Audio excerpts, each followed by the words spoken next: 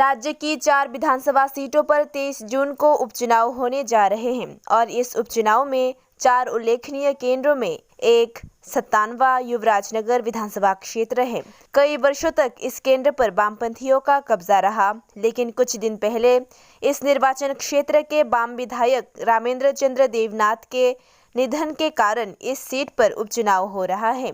चुनाव को लेकर राजनीतिक दल में प्रतिस्पर्धा चल रही है। हालांकि इस बार युवराजनगर विधानसभा क्षेत्र पर किसकी जीत होगी, ये जनता फैसला करेगा। इसके लिए उन्हें 27 जून तक इंतजार करना होगा। चुनाव प्रचार में सत्ता पक्ष और विपक्ष दोनों ही पीछे नहीं हैं। आए दिन आंधी बारिश को नजरअंदाज कर चुनाव प्रचार जारी है।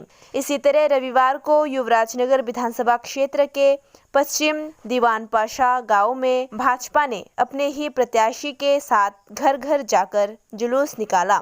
इस अवसर पर उम्मीदवार मोलिना देवनाथ के अलावा महिला मोर्चा की सदस्यों सहित स्थानीय नेता मौजूद थे।